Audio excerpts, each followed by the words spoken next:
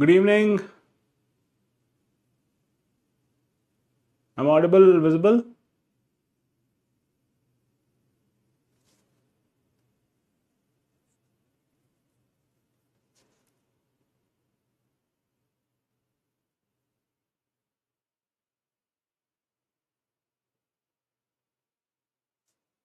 Hope everything is fine at your end.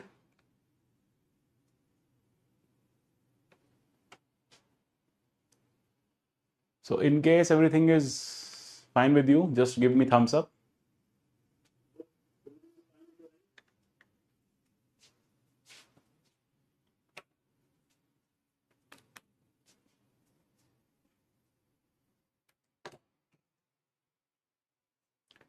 Okay.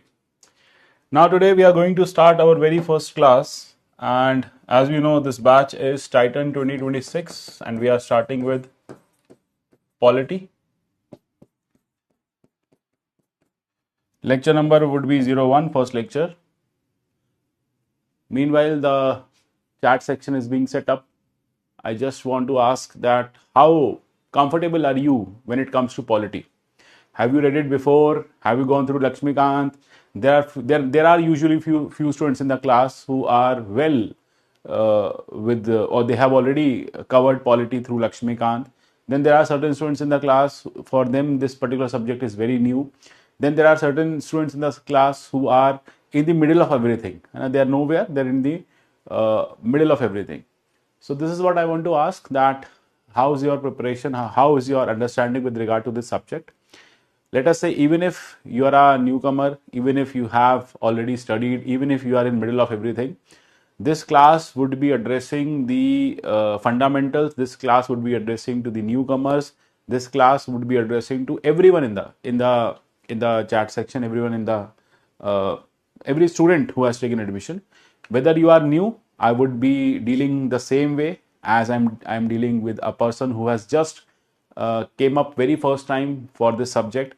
Even if you know everything, then also I would be dealing in the same way, that every person, every student understands everything. Because look, it happens every time in the class that few students who want me to be very fast because they know this, they know that. But let us say, if you know everything, then I request you to just stay quiet in the class. Let me maintain the tempo of the class so that every student in the class who is new, who is just trying to grasp with the legal political words of this particular subject, is able to understand everything. This subject seems to be very easy prima facie, but yes, it has a lot of technicalities. So as a teacher, it is my duty to convey all of the topics to every student in the class. So my basic attention would be, though it would be with everyone, but yes, I would give extra attention to those who are doing it for very first time. Now, having said that, let us start this session. First thing first is why polity. In today's class, we would be doing the introduction of the subject, and then we would be understanding what exactly is constitution. First thing first is why polity. Why polity is very much required, or why we are starting with polity first. What role does polity play in your selection, in your syllabus, in your general understanding of the UPSC? When it comes to the polity, if you'll see that every year in prelims, you are going to deal with around 12 to 14 questions. That is 12 to 14% of the prelims paper consists of polity. Out of these 12 to 14% or 12 to 14 questions, technically 10 questions are usually doable. They are doable. They can be solved through Lakshmikant, they can be solved through class notes, they can be solved through the class discussions. So 10 questions out of 14, 12, 14 questions are usually doable. So that is why I always say, make this subject your foundation. Because if you'll make this subject your foundation, it would be easy for you. It would make you very confident to go through the tough time of prelims.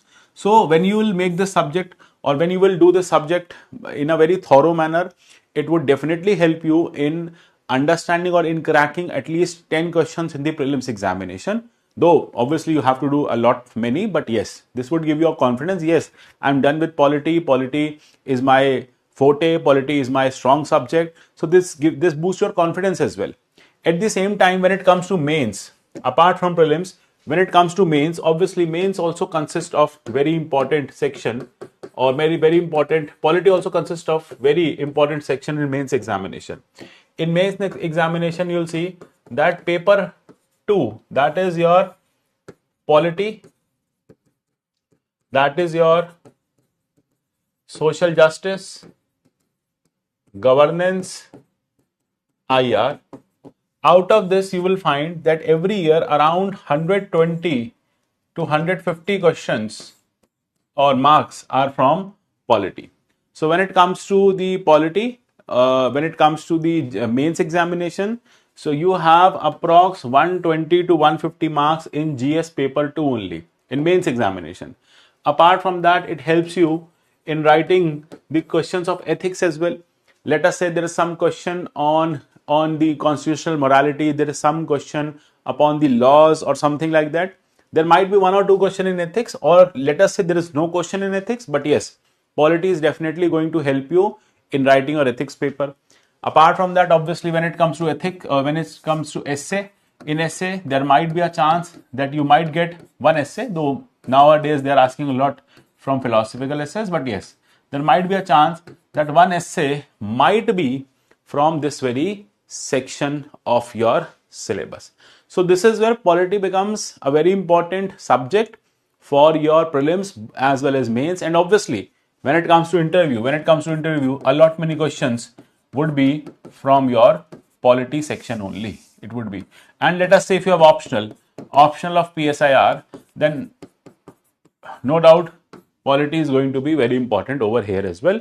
It will help you in understanding the IGP section of the PSIR, that is paper 1 section B of PSIR. Okay, so there is a lot of overlap. So this is how polity is a very important subject, as I'm telling again and again. Now second thing is that what exactly is the syllabus of this particular subject.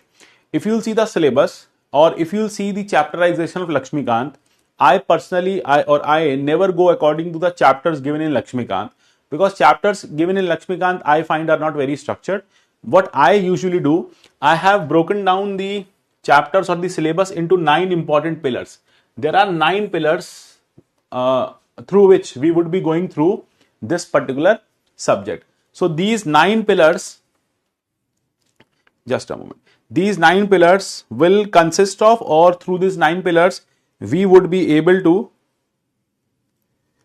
cover all the important parts or complete syllabus through these 9 pillars only. Let us say pillar 1. Pillar 1 we would be starting from today. Pillar 1 consists of the lexicon. What exactly is this lexicon? Lexicon is nothing but the definition of various words we would be using over here. What is constitution? What is polity? What is constitutionalism? What is rule of law? What is separation of power? So you might find first 2 classes bit vague, but they are not vague. They are very much essential for writing down your answers. So rule of law, we would be discussing in detail what exactly is rule of law, what exactly is constitution, what exactly is constitutionalism, what exactly is separation of power. These topics are not mentioned in the constitution. They are not part of the constitution. They are not written anywhere in the constitution, but without them, you would not be able to understand the type of constitution of the country. Without them, you won't be able to understand the political system or the polity of the country. So we would also be differentiating that what exactly is polity, what exactly is politics. Usually students keep asking, when do we have our politics class? This is not the politics class. This is the polity class. And specifically, we are doing Indian polity. We are not doing politics over here. We will not be studying politics. We would be studying polity. That is institutions, constitution, working of the government, working of various committees, etc. So lexicon would cover all the important the words, all the important doctrines which are through which we would be able to understand the constitution. The next would be salient features of the Indian constitution. Obviously, when we are studying constitution, most of our class, almost 80% of our class would go in decoding the constitution. So obviously, when you are decoding the constitution, when you are going through various clauses of constitution, various aspects of constitution, there has to be an understanding that what exactly are the salient features. If I ask what exactly our constitution consists of, So you should be able to tell that my constitution consists of rule of law, it has the provision of the separation of power, it consists of federalism, it consists of parliamentary system, it is rigid, it is flexible. So salient features means what kind of features does it have, or what kind of features it contains, and how these features are functioning in Indian system. Then comes preamble to the constitution. Obviously, preamble happens to be an important document of the constitution. It is just like summary of your whole constitution. So we would be going through preamble, we would be studying preamble, and through that we would be understanding that how the preamble is nothing but a summary of the complete constitution. So by reading preamble, you would also be able to understand what the constitution is talking about, what kind of rights it is giving, what kind of objectives it has set, and what kind of significance the constitution has in the Indian system. Then apart from that, next would be our basic structure doctrine. This is a very famous doctrine, happened after a very long case, laws, or a battle in the court. So this is a doctrine which has been propounded by the court. So we would be going in detail what were the reason behind this doctrine, what this doctrine is all about, what it talks about, how it protects our right. So these things we would be covering. And one thing that my classes are heavily dependent upon and consist of case laws. Case laws are usually very important. Many times students feel that why we are studying a lot of law and legal things over here. Polity is nothing but it is a condensed form of law only. So what you would be doing in polity in at large or in an expansion that is being done in the constitutional law class. So it is nothing but condensed form of law only. So we would be covering a lot of case laws over here because all the fundamental rights, the parts of the constitutions can be well understood in the light of case laws. Case laws are nothing but the court's interpretation of the various constitutional provisions. What constitution makers were thinking of when they were making the constitution. Because if you will see that judiciary has been given a task of interpreting the constitution. Who will interpret the constitution? Judiciary will interpret the constitution. Who is going to tell us what is in the constitution? Judiciary is going to tell us what is in the constitution. So this is nothing but this is a legal document, a document created by our constituent assembly members. They took almost 3 years to complete this. But many times there is a lot of confusion in understanding this. Many times there is a slight misunderstanding in interpreting this. Here comes the role of judiciary. Judiciary tells you that what functions it has, how it should be interpreted, how it should be used. So this is where the basic structure doctrine has been taught, or this is where the role of case laws become very important. Next, we would be jumping to pillar number 2. Pillar number 2 consists of the fundamental rights, directive principles, and fundamental duties. This is the longest pillar of your syllabus. It will take almost you can say 40% of our time. Why? Because we have to do all the fundamental rights in detail. There is a lot of case laws on these fundamental rights, lot of expansion of these rights. So it has to be done in detail. Apart from that, DPSPs, and then there would be fundamental duties. Then comes pillar 3. Pillar 3 consists of executive system and of the union and the state. Executive means the president, the governor, the attorney general, the vice president, the chief minister, prime minister. This would be discussed over here, that what exactly is their role, how do they function, what is the composition, what are the various protections given to them, what are the various tasks and duties given to them. So this would be doing through constitution only. Then comes pillar 4. Pillar 4 consists of, again, very important institution called parliament and the state legislature. Parliament sits at the center, as you see on the daily basis in the Parliament TV, the Sansad TV, where you see that debates are going on, PM Modi is sitting, other leaders are sitting, ministers are sitting, Rahul Gandhi is sitting, they are having debates, they are having discussions, they are passing the laws. So this is where parliamentary system we would be doing, union parliament, state legislature. The way you have union parliament in the Delhi at the center, similarly you have state legislature in the capital of your state. Whatsoever state you live in Uttar Pradesh, then Lucknow, you live in Bihar, then Patna. So this is where chief ministers, the MLAs, MPs, they sit and they make the laws. Then obviously anti-defection law, then privileges and office of profit. This is all part of the parliamentary system. Then comes pillar 5. Pillar 5 is devoted to judiciary. Here we would be doing all kinds of judicial as well as the extrajudicial organizations. Judiciary means High Court, Supreme Court, High Court, subordinate court, the district court, and then you have the quasi-judicial bodies. This we would be discussing in detail. So these tribunals, ADR, alternative dispute resolutions, this would be covered. Then comes pillar number 6. Pillar number 6 consists of federalism. Federalism is nothing but division of powers. This we will be going in detail. So when it comes to federalism, then we would be doing Article 1 of the Constitution. Article 1 to Article 3, legislative relations, financial relations, interstate river body, finance commission. These parts would be covered over here. Emergency, urban local bodies, panchayats. These are part of the federal structure of the country. Then you have pillar 7. Pillar 7 is devoted to elections. Elections are not very important for prelims examination. You would hardly find any question in prelims, but yes, when it comes to mains, there has been a question on Representation of People's Act. This we would be covering in very detail at a great length. Then you have topics like citizenship. It is again part of Constitution, Article number 5 to Article number 11.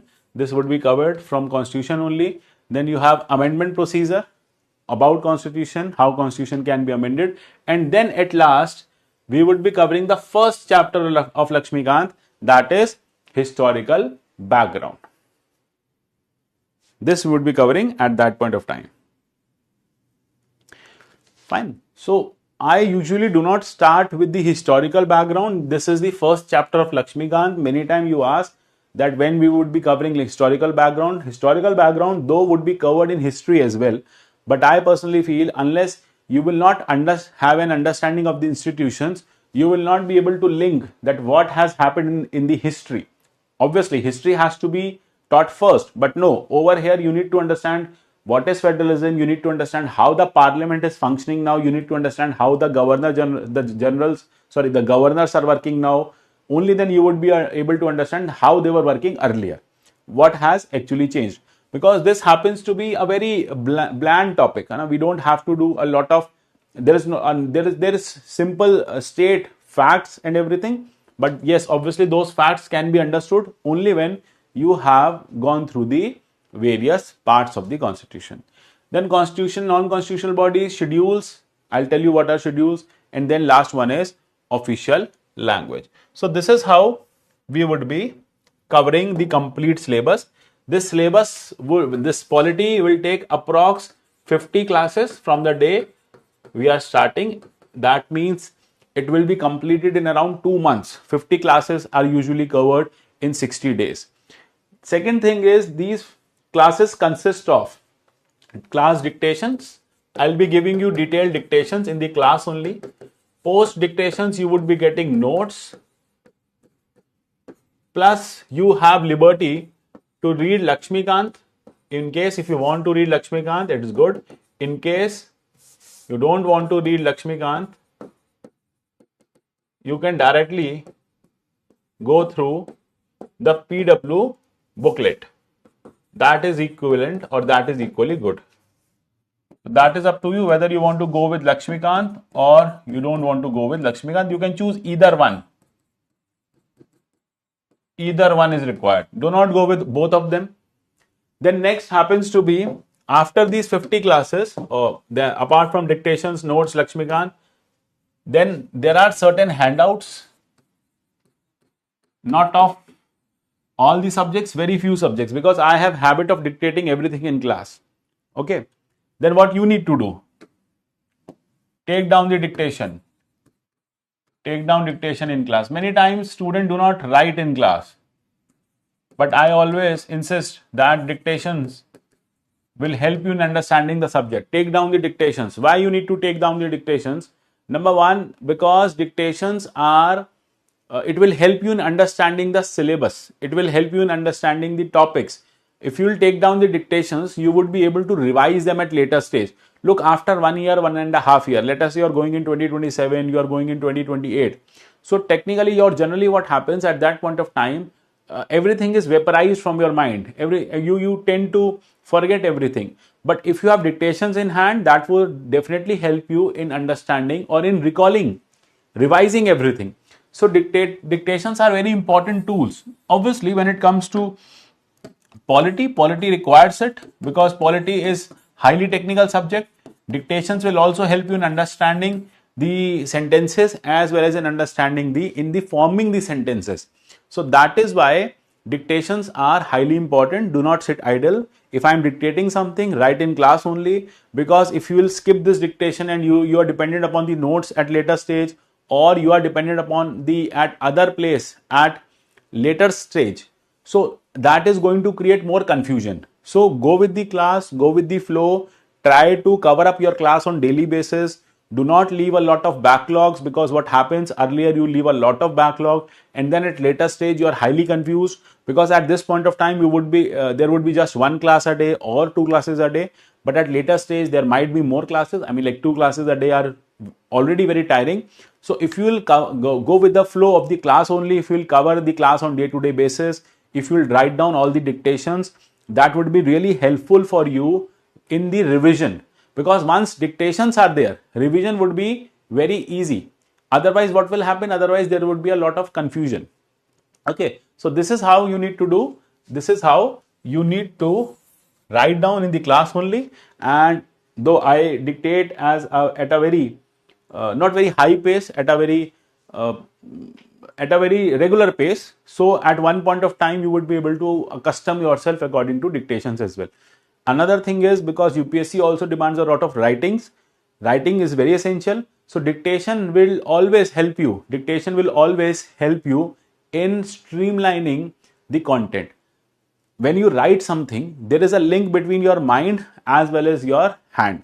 So obviously it would be much better. It would be good for you to understand the topic. So that is why do not skip the dictations. Do not skip anything. Just go with the class. Whatever is being taught in the class is more than enough. But yes, you have to update your content from newspapers, from current affairs, as and when something new comes. Look, polity seems to be very static, but it is a highly dynamic subject. It is being updated on daily basis. Let us say today we have discussed something, Supreme Court has said something today or previous month, but in the year you are writing the examination, the court has changed its direction, changed its decision, or you can say it has made a completely opposite decision. So this is where content updation, current affairs is very much required. Then next is what exactly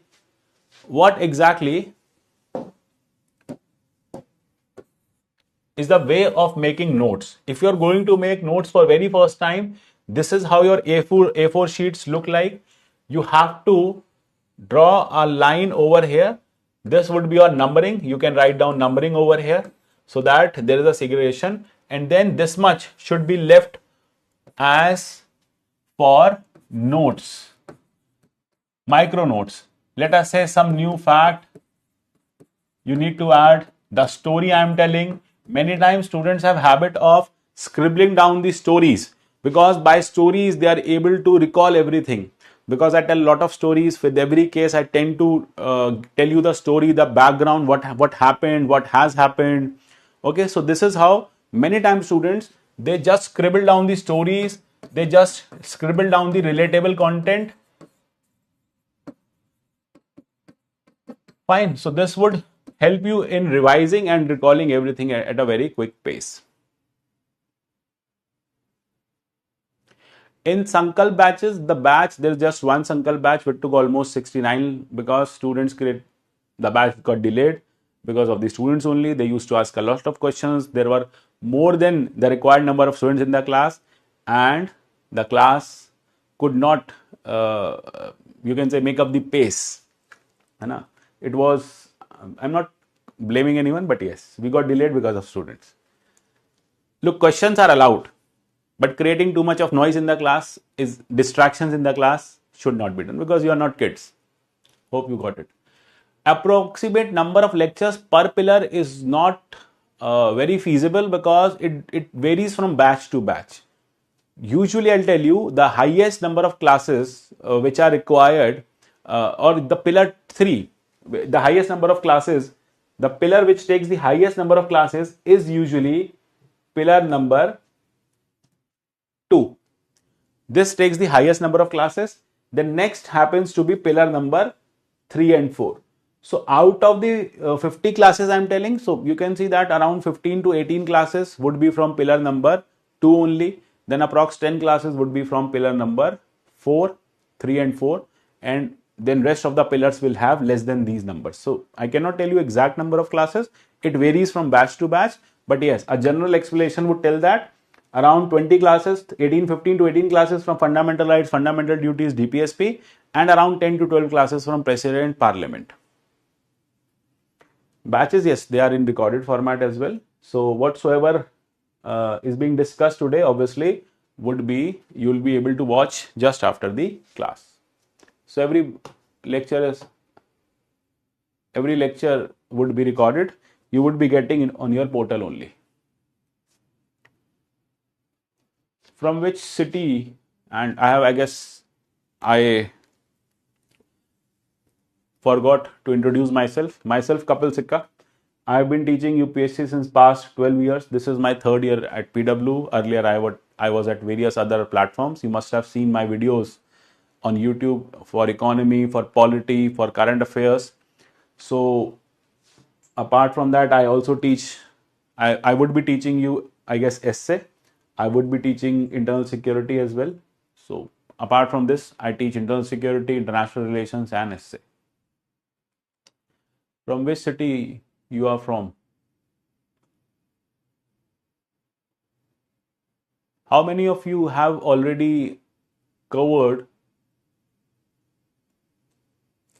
the polity earlier? How many of you are well versed? I'll not say well versed, have a iota of understanding of polity. One more thing, there are a bit technical words in the polity. Words are highly technical because it is nothing but simplified law. Polity is simplified law. So I have a habit of using those words because this is how you need to write answers. So in case you find those words very tough, you can feel free to ask, or you can use the resources at your end, that is website, Google, etc. Next thing is NCERTs. Do we need to cover NCERTs? Answer is no, because all the chapters of NCERTs I have already covered in your notes. Your notes consist of all the important chapters of NCERTs. Every chapter is important in NCERT. In case you are going for 2027, 2028, you have time to go through NCERT. You can go through NCERT. Let us say if you have leisure time, whatsoever we have discussed today, you can just quickly flip through the NCERT pages and just write down some important points in your notes only. One more thing, just make one copy of everything as in one copy for everything, for everything. One copy for polity, one copy for history. Whatsoever new you are grasping, let us say from NCERT, though I have covered NCERT in the dictations, let us say still you find something new or you have a new interpretation of something, write it over here. Do not make one copy for NCERT polity, one copy for Lakshmikant polity, one copy for notes polity. No, there should be just one booklet. It would consist of 300, 400 pages. Once we'll end up the class, you will have 300 written pages, 250 to 300 written pages. So obviously, there should be just one booklet. Whatsoever new you are grasping, newspaper, current affairs, NCERT, some case law, something which has been covered in some current explanation of newspaper, write it here only. Do not make 20 and 30 copies of just polity, because this way you would be confused. And what kind of notes, how the notes have to be made, this I'll just show you. Notes has to be in plain A4 sheet. Sheet has to be plain A4. Do not write on the ruled sheets. Okay, the way you used to write in schools. No, it should not be like this, that these are ruled sheets and you are writing in between, because this will not help you in writing down the mains answers, because UPSC gives you an unruled plain white sheet over there with margins on both the side. So this practice you have to make over here. You have to make notes on A4 sheets. It can be a spiral A4. it can be a non-spiral A4. That is up to you. You can write on the loose sheets and get it spiraled at later stage. That is correct. That is completely up to you. I still make notes like this. So this is what I am talking about. Okay. So this is how notes have to be made. You can take this spiral from market. You can take A4 size sheets, get it spiral at later stage. That is up to you. This is your liberty. This is your way of doing things. So anything is fine, but it has to be white sheet A4 with properly ruled and properly punched.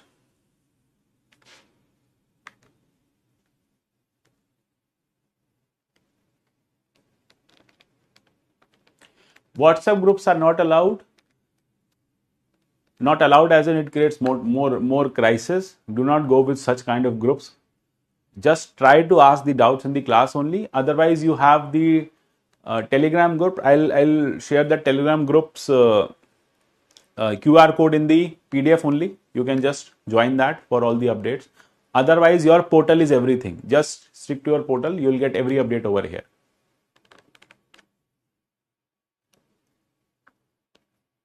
Essay writing analysis. Essay would be discussed in class only.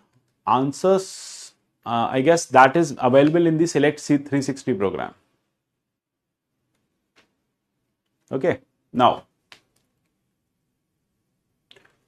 what exactly is polity and what is politics? Usually, we tend to listen these two terms.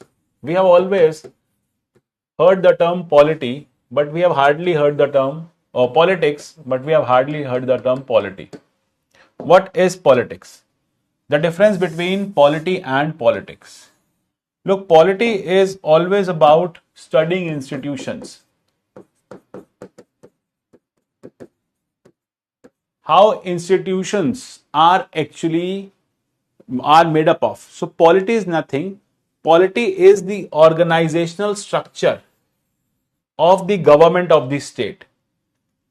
Of the government of the state.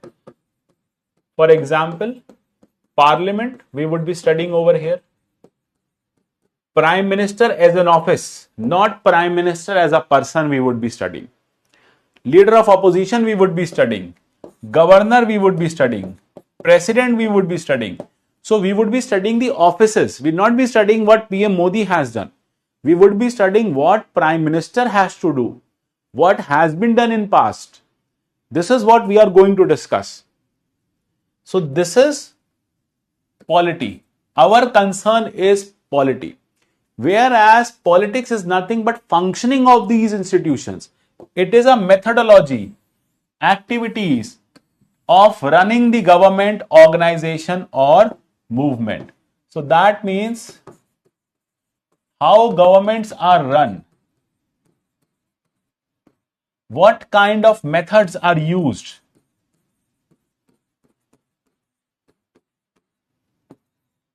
For running governments. Coalition system, prime minister speeches. This is what is politics. So our core concern would be doing polity. So write down.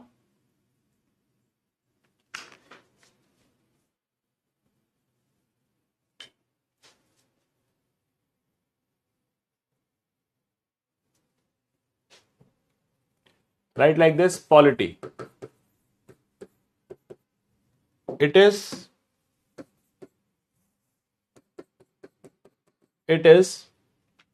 the study of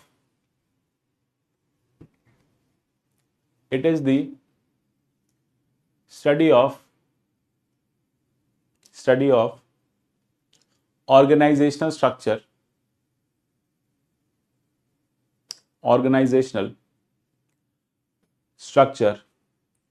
of the government of state. Study of organizational structure of the government of state. Organizational structure of the government of state. Look, it is a study of organizational structure of the government of state. Fine. There are few things which I have already, which I wrote on board. This is just for understanding.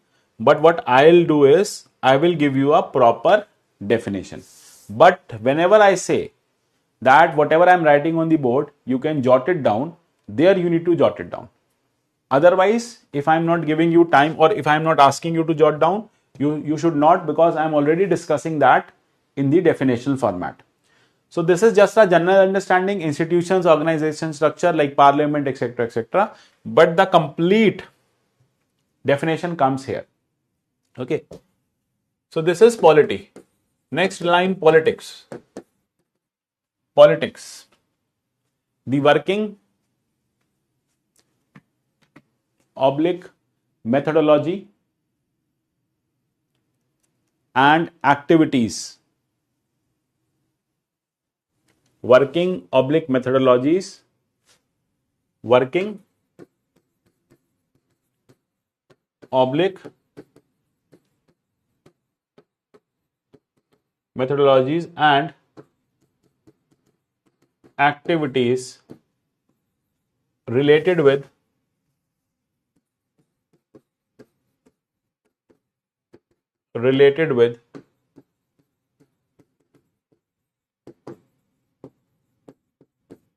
running the government.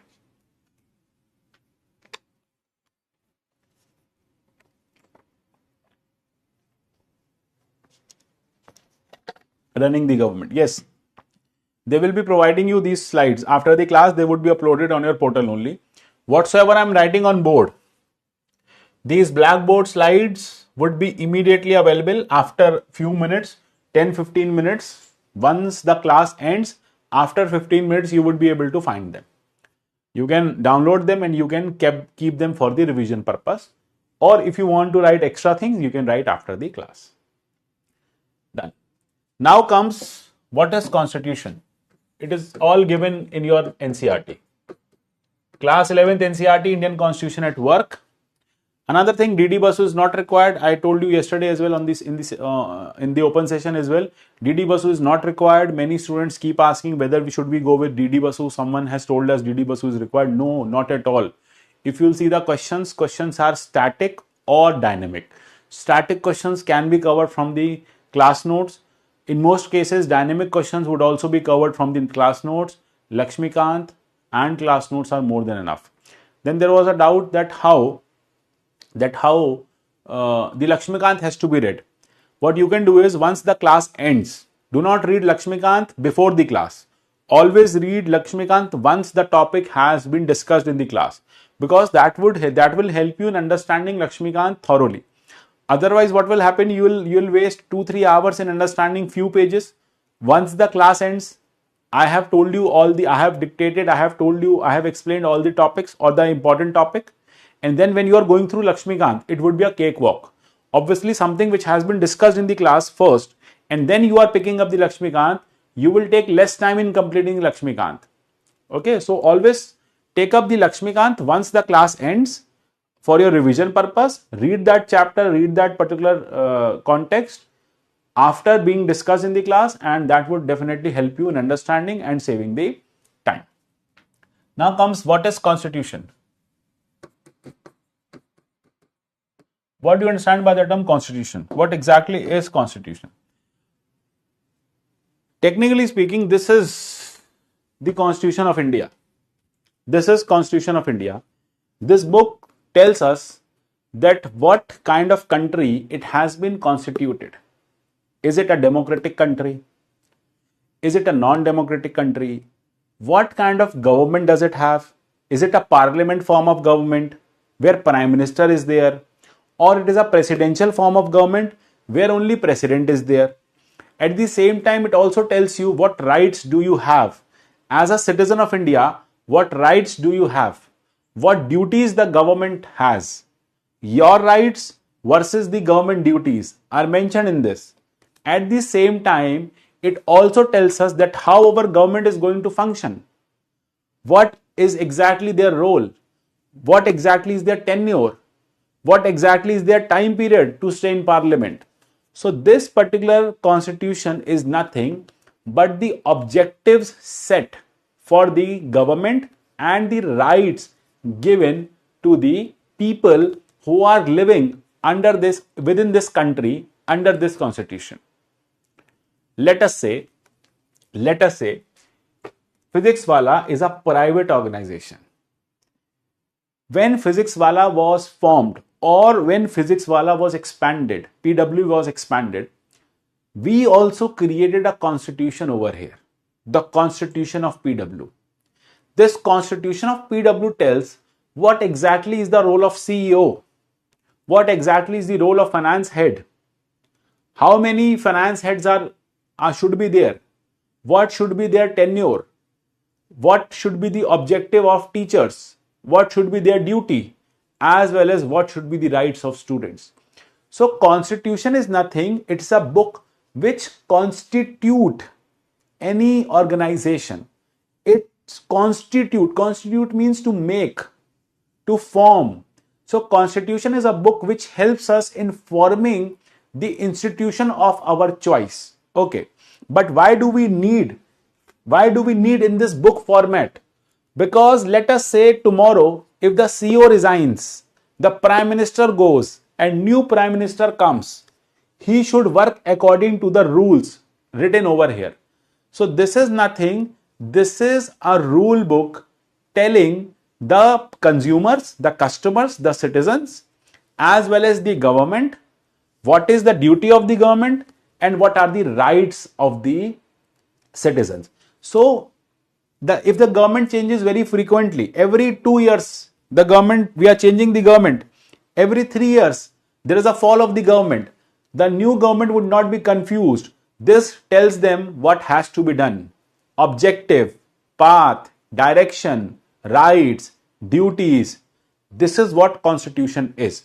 So constitution is nothing but it is a document which constitutes an organization and helps in its smooth functioning.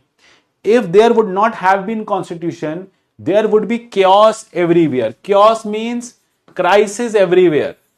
Now, tomorrow Rahul Gandhi becomes PM. He'll be like, oh, what has to be done? I have no idea. I have never been Prime Minister of the nation. But no, he has to go through the constitution. When PM Narendra Modi became the Prime Minister, he was like, oh, I have no idea what has to be done. I was the Chief Minister earlier. But no, being a Prime Minister, this constitution tells your duty. This constitution tells your election criteria or selection criteria, not election criteria, selection criteria. This constitution tells your tenure. Everything is being written over here. Okay, so we'll see that Prime Minister doesn't have a tenure. Fine.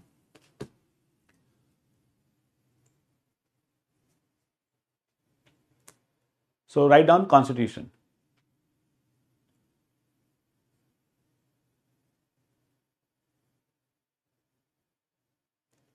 Good evening, everyone. Yes, you can crack UPSC. You still have 13-14 months in hand. This is more than enough. So write down constitution. A supreme law. A supreme law.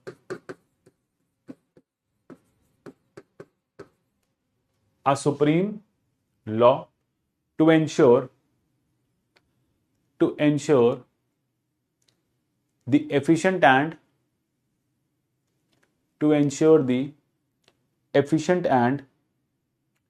effective functioning of society.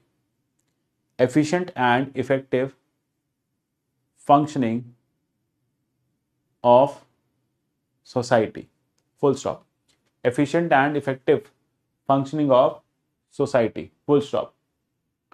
It is a document that implements. Full stop. It is a document that implements the rules and regulations. It is a document that implements the rules and regulations. Implements the rules and regulations. Fine. Rules and regulations. Now, what functions does it have? Bracket, write down NCERT. Given in NCERT. So we are covering NCERT hand in hand.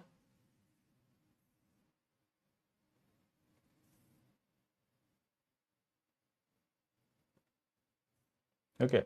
NCERT asks these questions. What is constitution? What is constitution? We have discussed. It is nothing but a rule book. It is nothing but a way of explaining that how a government should be run.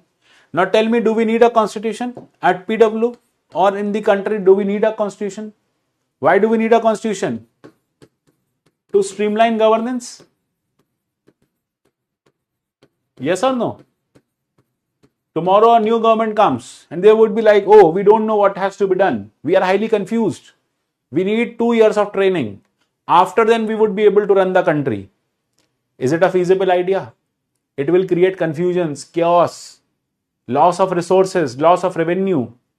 Dictatorship of government might come. This constitution also limits the power of government. It tells, when I tell you what you have to do, then I am also limiting your power. Tomorrow, Modi ji wakes up and he's like, today all the internet companies of the nation would shut down just for a day. Relax. I don't want any internet buzzing anywhere. Is it possible? No. Why? Because this constitution tells the government what is their duty. Their duty is not to take away our rights. Their duty is to protect our rights. So this constitution also limits the power of the government. It tells them what has to be done. Otherwise, the government will become highly dictatorial. Modi ji would be like, I have a birthday.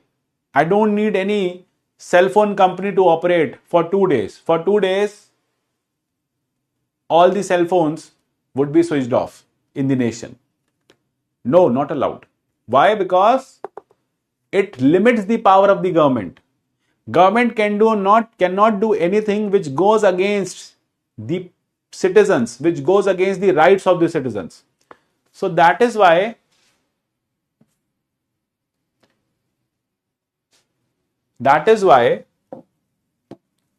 it streamlines the governance process. So that is why we need to avoid chaos. Avoid chaos, streamlines governance. Getting this? What are its functions? Now let us move the functions of the constitution. NCERT tells us following functions. Set of basic rules. Write down. It is a set of basic rules which allows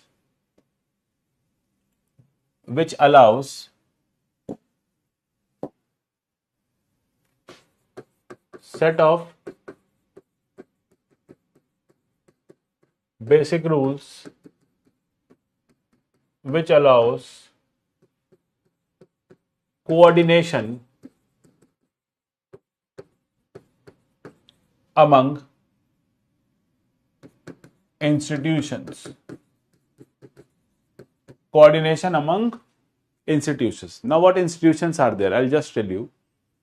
There are currently 3 institutions in the country which have the power to run the system. Number 1 is legislature. Legislature make laws. Fine. Rahul Gandhi's legislature, Sonia Gandhi's legislature. Sonia Gandhi there? Okay. Then members in Rajya Sabha, Lok Sabha. These are MPs, your MLAs. And you must have voted. How many of you voted so far?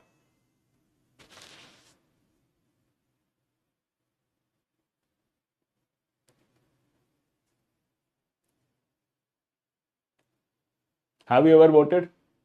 You must have voted for the member of parliament, okay, or member of legislative assembly. So, legislature.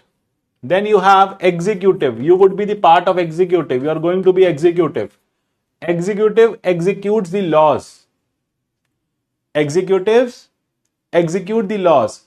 Whatsoever laws are made by the parliament, you as an IS would be responsible for implementation with the minister. You would be sitting with the minister. Okay. The ministry would be implementing it through the bureaucrats, and then you have judiciary to check everything. Now what Constitution has done, Constitution has set their limit.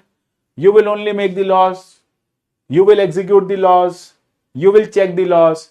So that is why these are basic rules which ensure coordination among institutions. Otherwise, at one point of time, judiciary will stand, they'll say, we will make the rules, we will make the laws. Parliament would say, no, we will judge the laws. Judiciary is like, then what we would do? Getting this?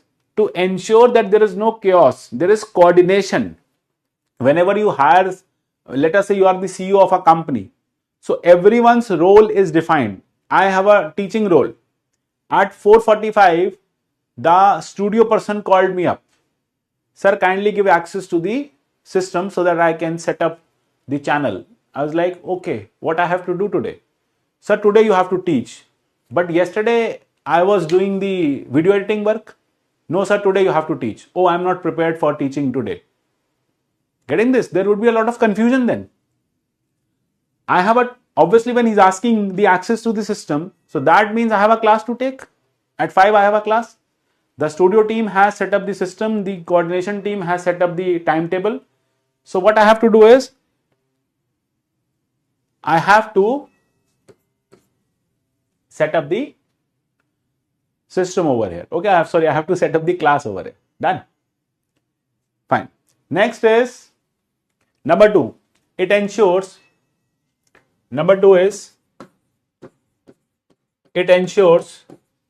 the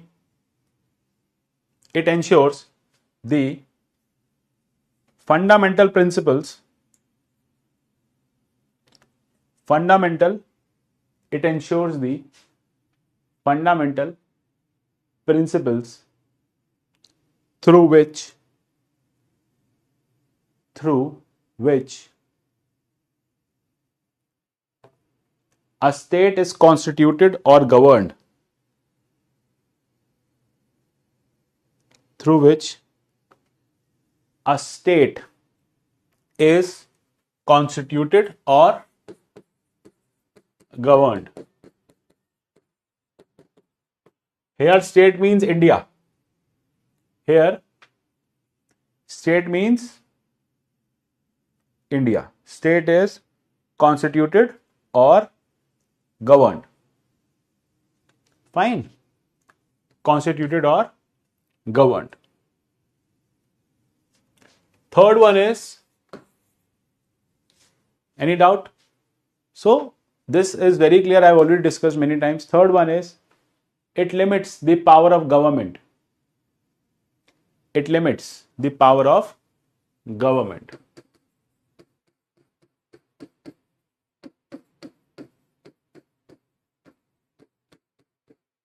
Limits the power of government. It limits the power of government.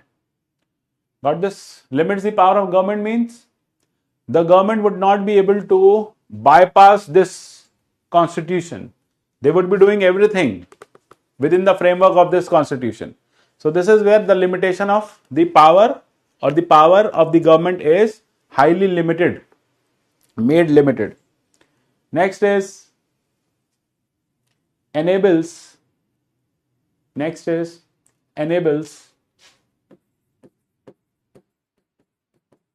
the government to meet the aspirations of the society.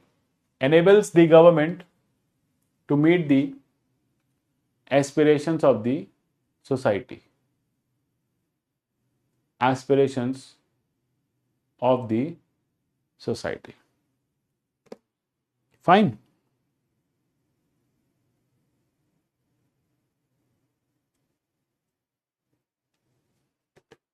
Clear? Any doubt?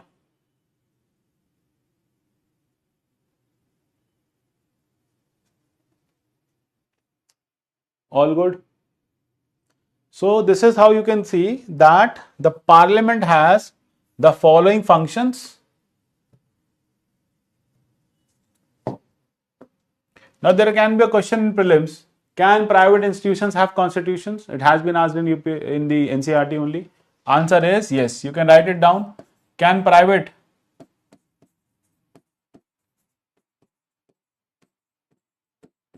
institutions have constitutions?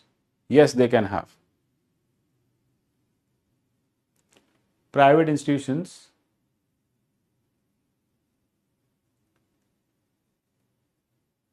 can have constitution.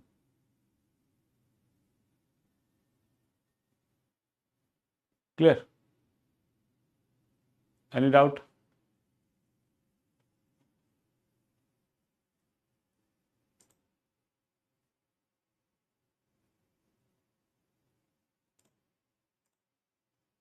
Okay. Done.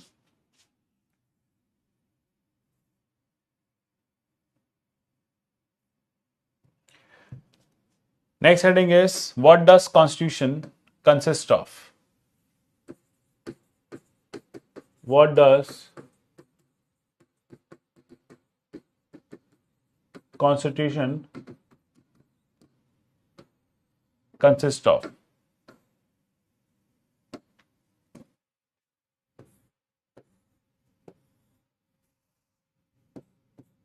Rights and duties. Rights and duties. Fine. It consists of the rights and duties. We have already discussed. Number 2 is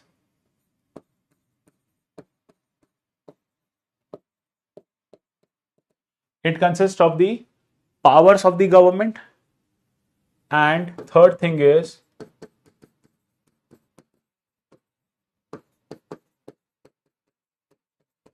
it consists of the institutional structure.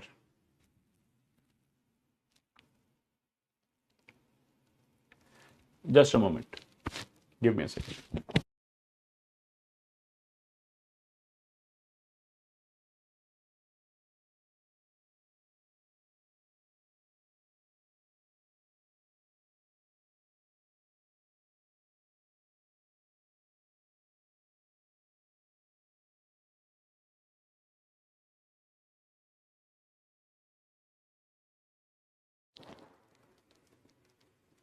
Sorry for this.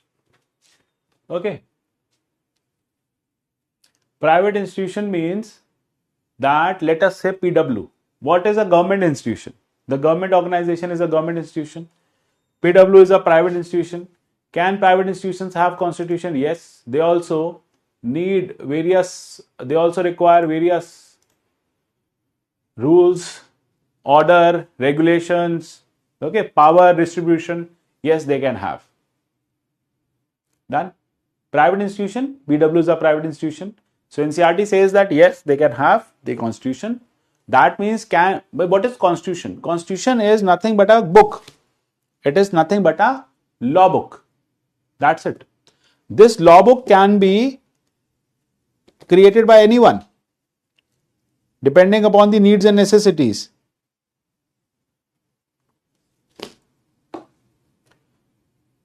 Good to go. Shall we move forward?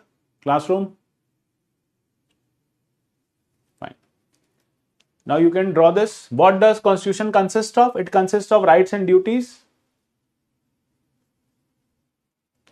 It consists of rights and duties. Rights you have, duties you have, powers government has, the institutions of the government. This is what is. Now, next heading is the evolution of constitution. Next is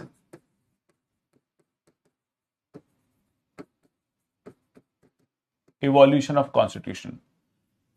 Are constitution in practice since time immemorial? Answer is no. This idea got evolved at a very later stage. In PSIR, we do it in detail.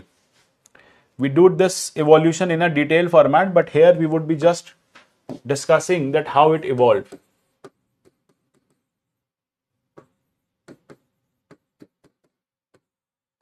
Now, as per the social contract theory. Now, what is social contract theory? Let us say currently we are 100 students in class.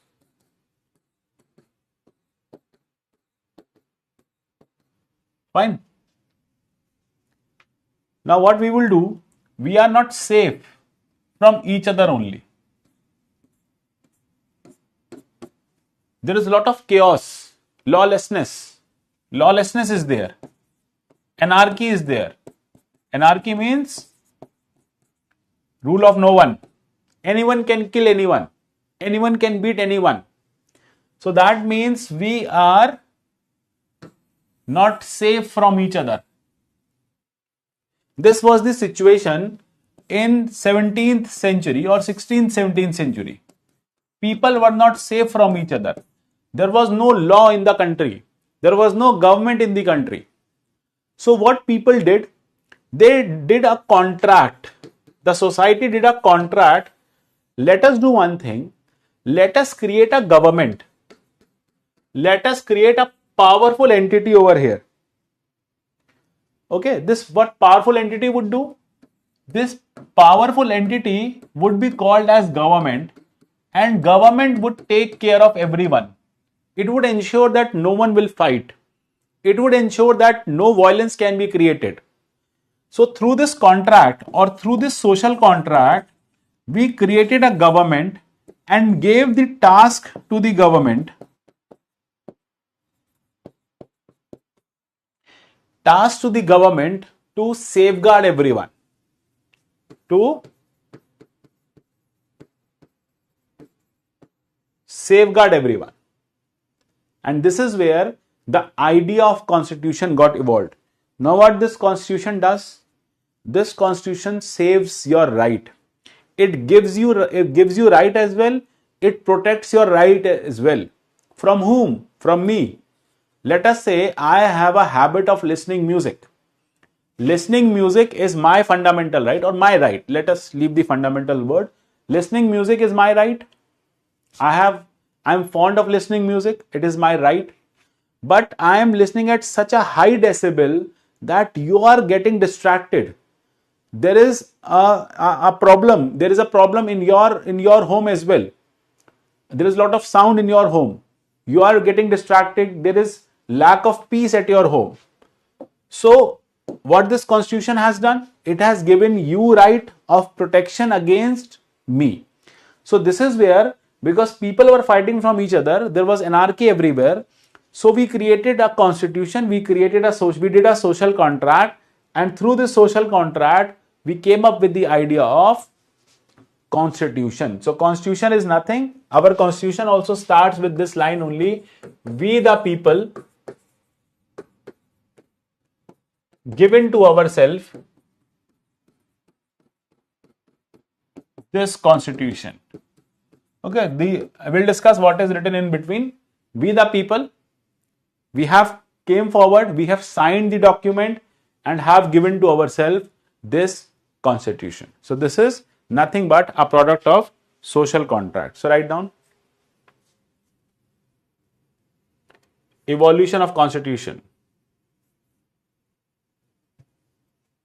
Evolution of constitution. Evolved from the concept of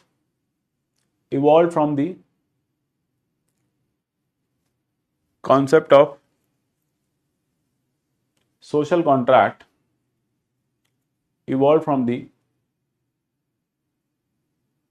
concept of social contract, which means an agreement. Social contract, which means an agreement between a community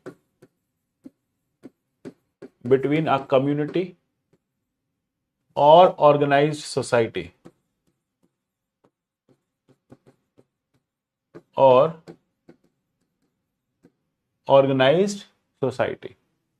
community or organized society, and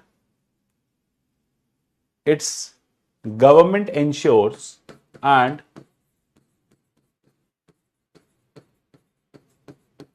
its government ensures the basic rights and duties ensures the basic rights and duties of each citizens, ensures the basic rights and duties of each citizens, basic rights and duties of each citizens. Fine.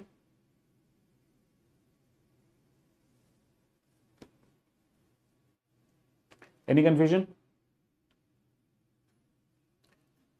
Is it fine?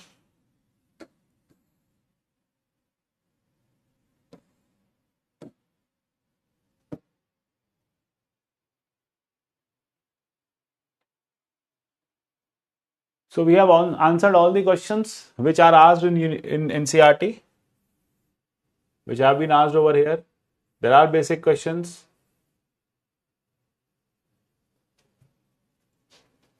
Why do we need it?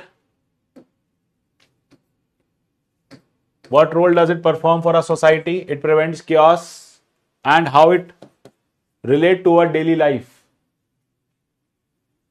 How it relate to with our daily life. Which country was this theory? This was originated by Thomas Hobbes in England. So that is something we discuss in study in PSIR.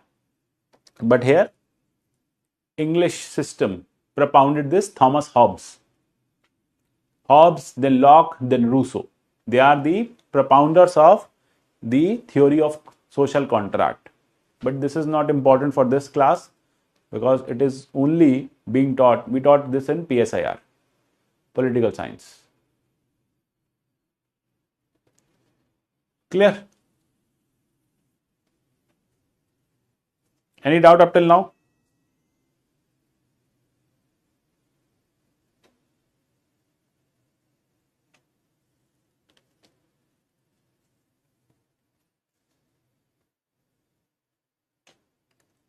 Next heading is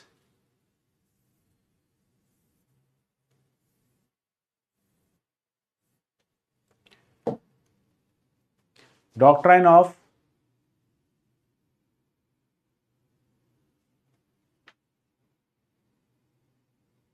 next heading is doctrine of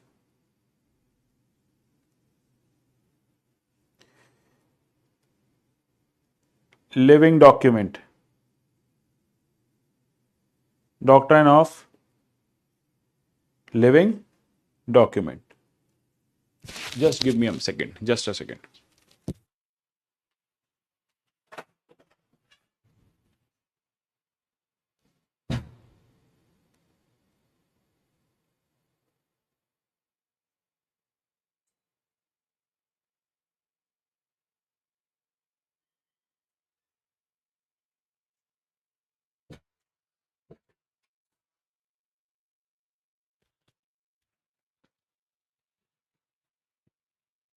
Okay.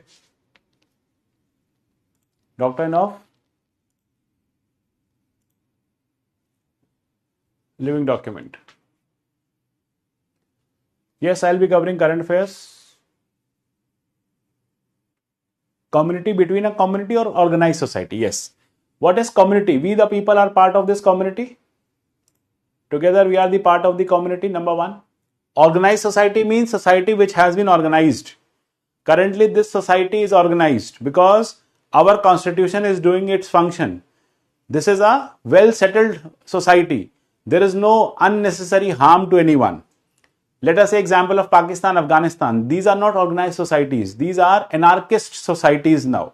Constitution has failed over there. So constitution would be able to function only in an organized society. Let us say that all of us have decided to be into an organized framework. Only then the constitution would function. Even if you have signed a document, you will say that I don't adhere to this constitution. I'll do whatever I feel like. I'll do in the way I feel like. So this would definitely defeat the constitution. So that is why constitution over here works upon the organized systems. System has to be organized. Only then constitution would be able to function. Okay, yes. Arrangement, yes, exactly. So arrangement between the, as Locke also said, that arrangement has to be there. Unless there won't be an arrangement between the people,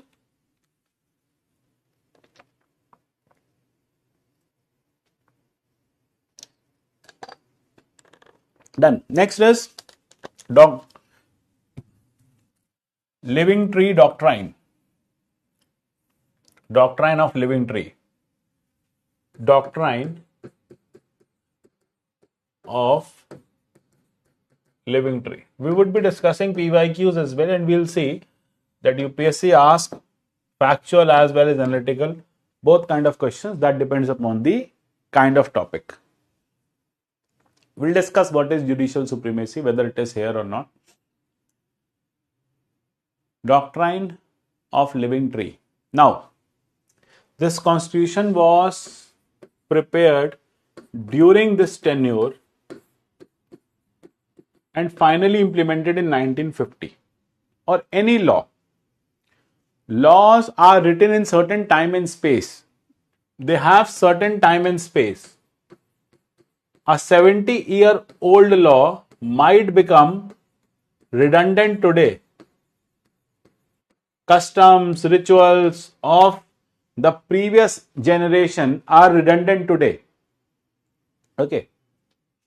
Now, this particular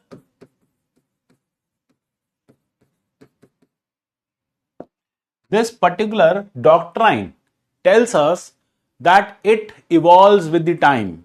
It should be changed with the time. What is a doctrine? Doctrine is something which is given by the courts, the principles of given by the courts, principles given by courts are doctrines. It can be doctrine of living tree, it can be doctrine of living document. Now, what this living tree, doctrine talks about? It says that laws also evolves with time, need to be changed. Why they need to be changed? Many times you tell your, might be your parents, your grandparents, that you are not flexible enough. You are very rigid. Papa, you are very rigid. Dada, you are very rigid. Okay, because you are still in your 1950s and 60s and 70s. So whenever something which doesn't change, that means something is rigid. Okay. If I'll break this pen or I try to break a rubber band. Okay. I just want to break this rubber band. It will take a lot of time and efforts. But if I want to break this pen, it would be easy. Obviously, it is not made up of carbon or gold, or diamond. But yes, as compared to that, this particular pen, it is more elastic, less rigid, change its shape according to time. So it will sustain for a longer time. It will sustain. If it falls from my hand, it will never break. It will immediately break because it is very rigid. Things which are rigid breaks easily. Document which is rigid breaks easily. Okay, just a moment. Breaks easily. So that is why the doctrine of living tree or the living document tells us that with the change in time, the laws should also change. Otherwise, those laws will become highly rigid and people will stop following them. People will stop obeying them. And at one point of time, they will definitely break. Getting this? So this is called as the doctrine of a living document, living tree. So constitution is a living document. It is a living tree. It is expanding. See, it is expanding. It has a lot of roots. The more the change, the more the expansion, the more the life. Write down. It means that constitution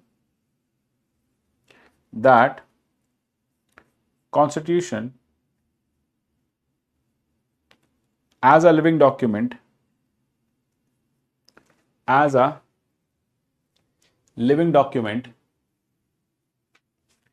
changes with time,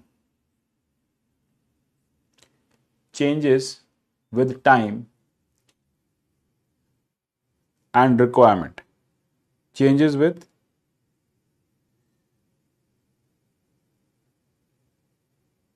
time and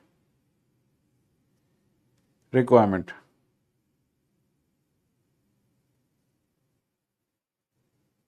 Time and requirement. Full stop. By this concept,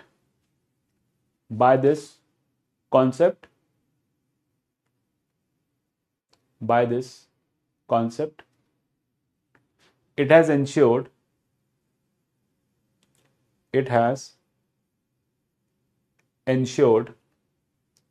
that this living document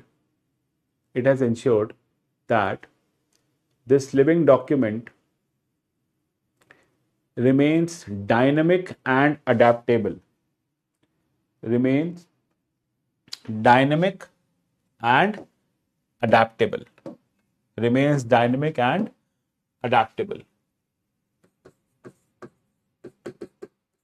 Next is, then question comes, how it remains dynamic. Here UPSC can ask a MCQ. Which of the following institutions ensure the dynamism of the constitution? This can be a question. Which of the following institution ensures the dynamism of the constitution? Which will help this constitution stay dynamic? Obviously, amendment procedure. Number one.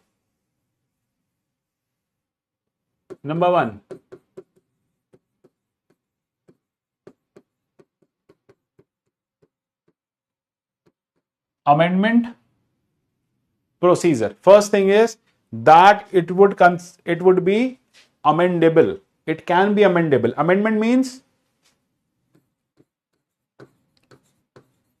change. You can amend it. Currently you are writing your notes with a pen. So amendment to the notes would be a bit tough. Let us say you have to redraft a line. You have to strike off the line, write it again. But let us say if you must have written with the pencil, you must have erased everything and rewrite it. So amendment means something which can be changed, added, subtracted, deleted, omitted. Anything can happen. Amendment doesn't mean just addition. It also means subtraction. It also means omission, completely removing it, changing the line, adding the line. Okay, then redrafting the line. Everything is amendment. It can be done through amendment procedure. It can be done through judicial pronouncement. Pronouncement means judgment. Write in a simple manner. Judicial judgment. Okay. Fine. So this is how you can see that. This is how you can see that the dynamism can be maintained through amendment procedure and judicial pronouncements or judicial judgments.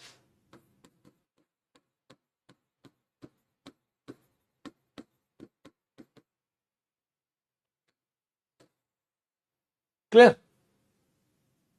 Any other doubt?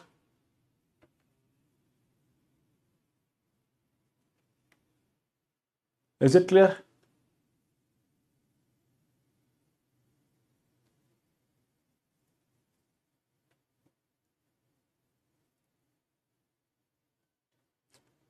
Next is constitutionalism.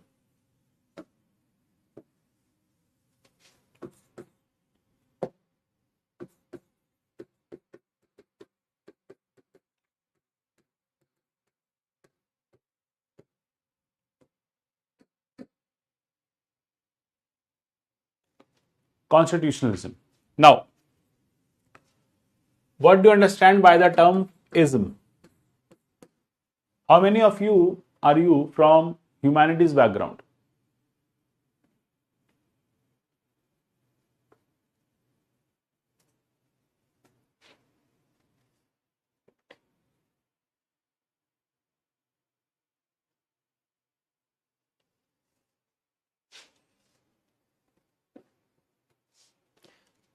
You must have read a lot of philosophies in humanities. Gandhiism, Marxism. Ism means philosophy.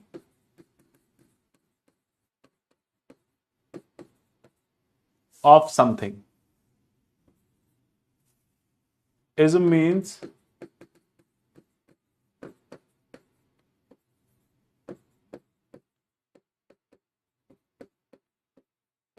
of something. Philosophy of something. Ism. Ideas of Gandhi. Gandhiism. Ideas of Nehru. Nehruism. There was a person, Karl Marx, or the founder of China, Mao Zedong. His philosophy is Maoism, Marxism. Ism means when you start following the ideas of some prominent personality, that is called as following his philosophies, following his ideas, and that is called as ism. Now here, obviously, if you following the ideas of constitution is constitutionalism. Following ideas of constitution, you can just write it down, is constitutionalism. Philosophy of the constitution is constitutionalism. Constitutionalism. Fine. Now, what are the ideas over here? Ideas of constitution. C over here means constitution. Idea is rule of law. Clear? This is idea of constitution. Limited power to government. This is idea of constitution. Let us say separation of power. We'll discuss this later on. Write down these two ideas, then you'll be confused. Rule of law, limited power to government. I'll explain.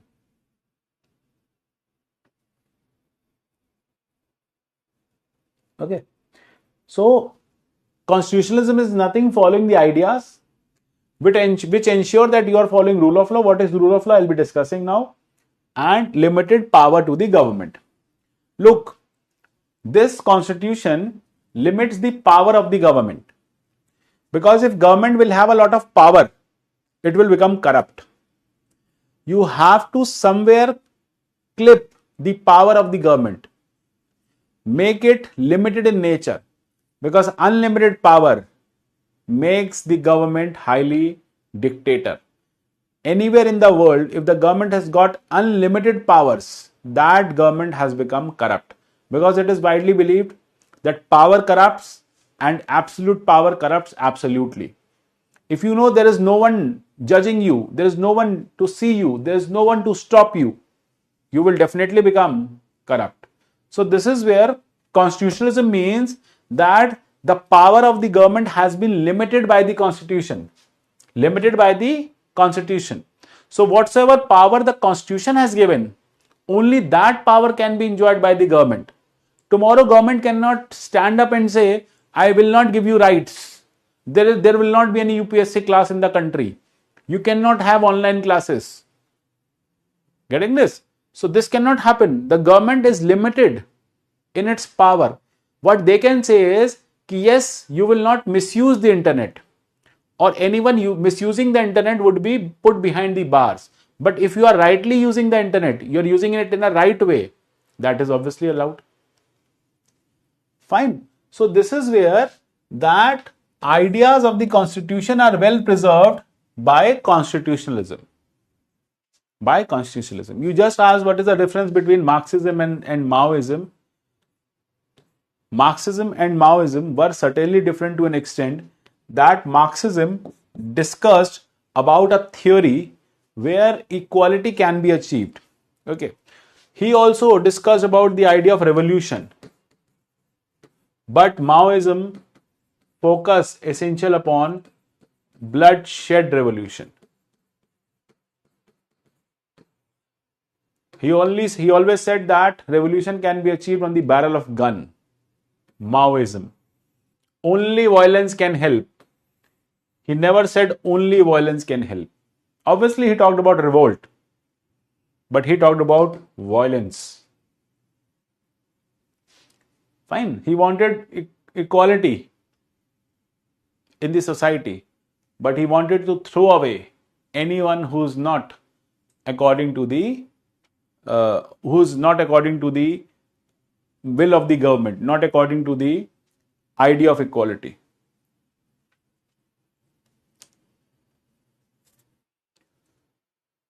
Fine. So constitutionalism means following ideas of the constitution. This is called as constitutionalism.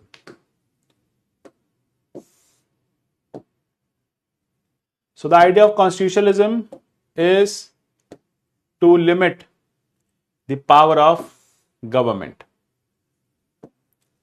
Write down next line. Hence,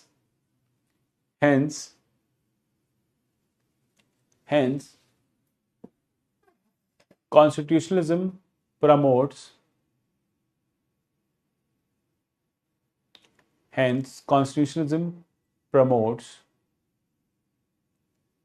rule of law. Constitutionalism promotes rule of law. Promotes rule of law. Clear?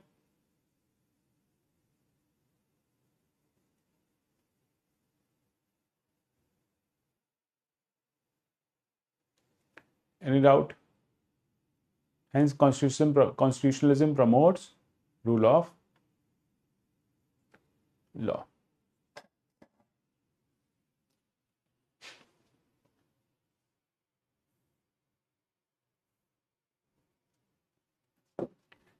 Now there is another word called despotism. Opposite of constitutionalism is despotism. Constitutionalism promotes rule of law. Hence, constitutionalism promotes rule of law. Now, these were the despotic leaders of their time. Stalin, Hitler, Mao.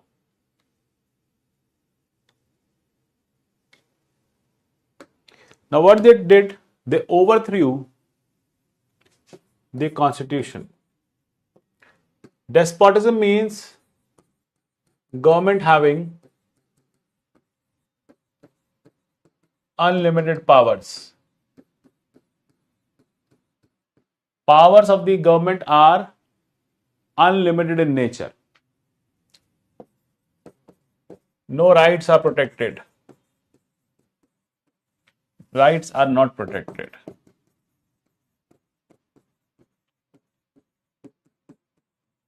Keep writing this. Okay. Rights are not protected.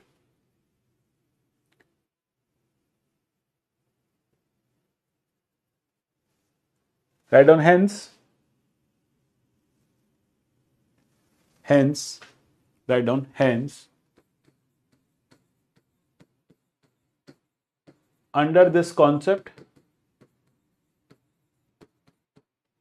under this concept, the government violates, under this concept, the government violates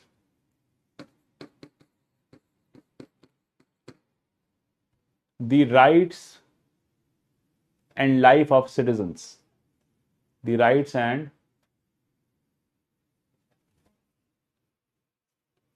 life of citizen. The government violates the rights and life of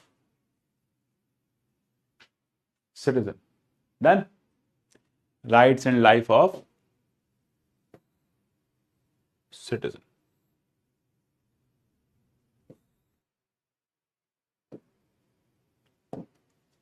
As Chanakya has also said that a king should be governed by the word of law. So nothing should be above law. Now let us write rule of law. Meaning of constitutionalism means that the government is bound by the philosophy of constitution, and constitution is always about your rights and limiting the powers of the government. Fine. Clear? Any doubt? Is it stuck?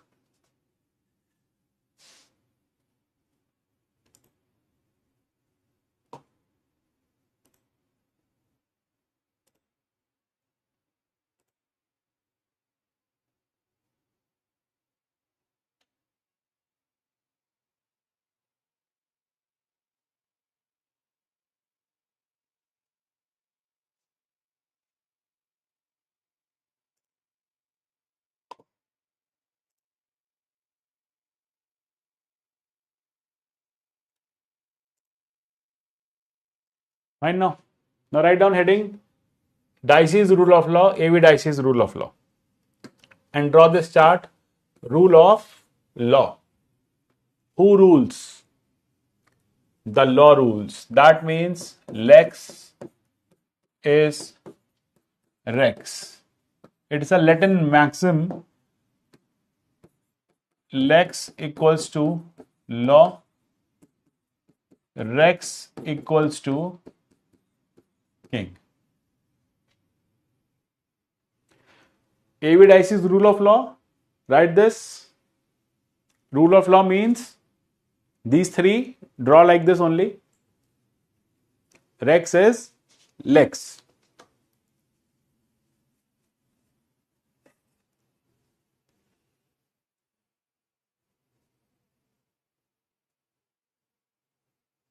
Rex is lex. Now what does it mean? It means that law is king. Who is king in your country? Let us talk about India. Who is king over here? Who is the king? Law is the king. What the Prime Minister, what powers does PM has? PM has only those powers which Constitution gives him. PM, constitutional powers.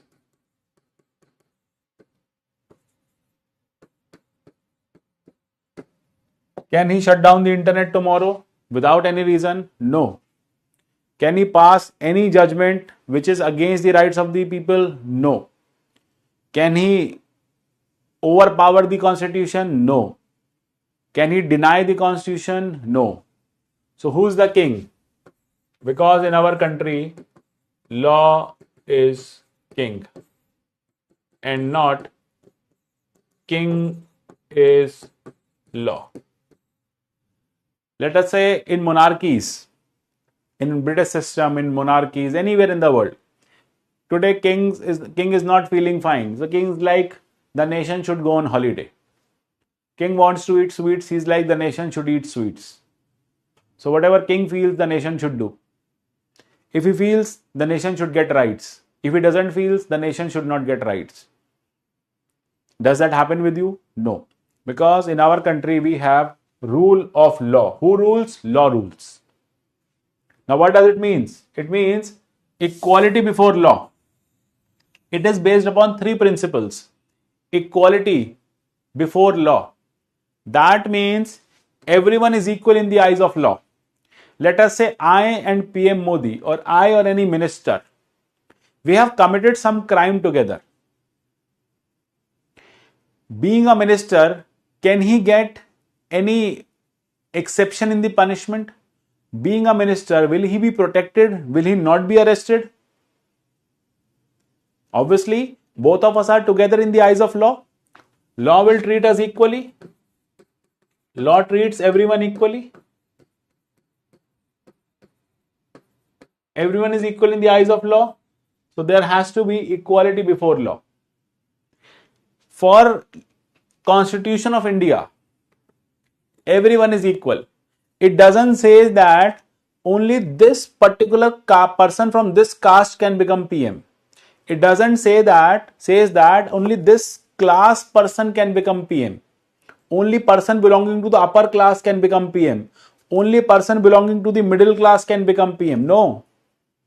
Any citizen of India can become PM. Obviously, it has age criteria. It has other criteria. But criteria are same for everyone. Age criteria. Obviously, age criteria has to be there because like Lok Sabha or Rajya Sabha, depending upon, not criteria, not any such criteria for the PM. If you are a member of parliament, if you become the member of Lok Sabha, Rajya Sabha, can become PM. Fine. So this is where that equality is there. So who is supreme? Obviously, law is supreme as compared to the office holder, as compared to the prime minister. I am discussing in case of prime minister. Then obviously when equality before law will tell you or gives the interpretation that supremacy of law. Who is supreme? Law is supreme.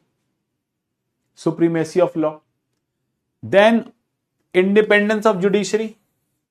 Obviously, who would be there to check whether law is being misused or not? Whether everything is going as per law. A constitution cannot see. It cannot tell, oh, you are doing wrong. Oh, you are not doing this thing in the right manner. There has to be some supervisory authority. That supervisory authority is the judiciary, and judiciary has to be independent. So, rule of law says that there should be equality before law, law should be supreme, and judiciary should be there to check whether everything is going in the right direction. Getting this? So, together, this is called as the concept of rule of law. Write down. Is everyone getting this? Have you drawn this flowchart?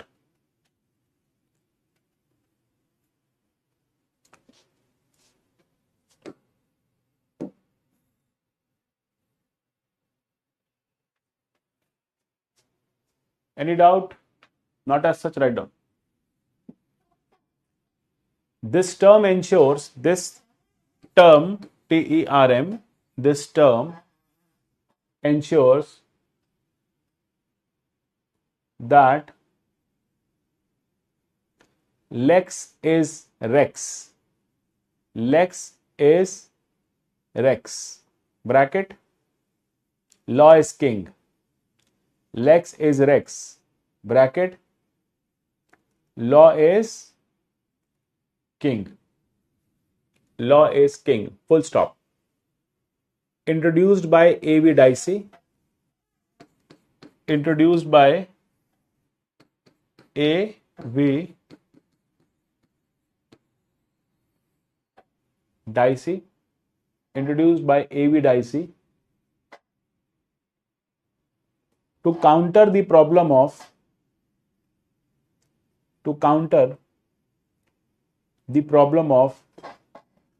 rule by law. On one side you have rule of law, on the other side you have rule by law. How rule of law is different from rule by law?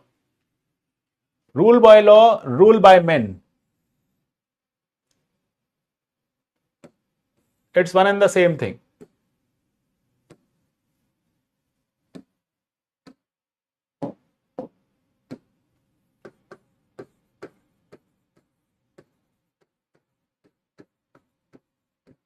This is just opposite of the concept. It says that Rex is lex.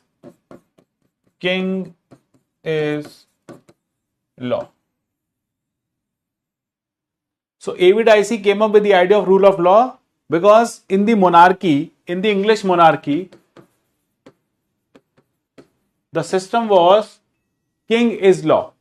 Whatsoever king says, whatsoever king does, whatsoever king feels, whatsoever king wants is the law of the land. Getting this? So that means there is no democracy. People have no right. Only duties. Only duty you have is to follow the king. King tells you, do this today, do that today, and you have to do that. This is what is called as rule by law. Got this? So what we have written so far? Counter the problem of rule by law. Now put a star. Whenever I ask you to put a star, it means we are writing something extra, which is not the part of the ongoing topic, but it requires certain explanation.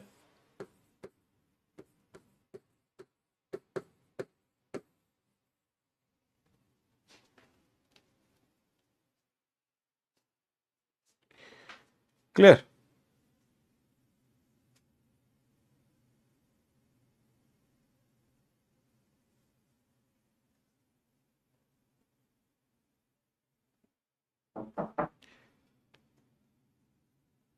Fine. Any doubt?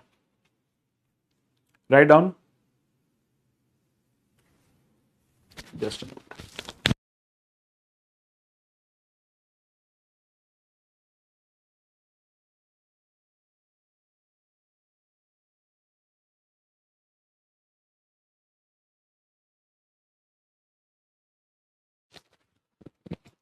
What happened? All good? Online? Fine.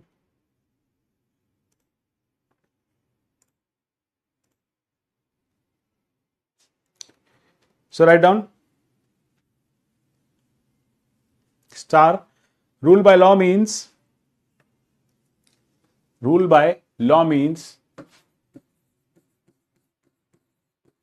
a despotic system. Rule by law means a despotic system. A despotic system which is only serving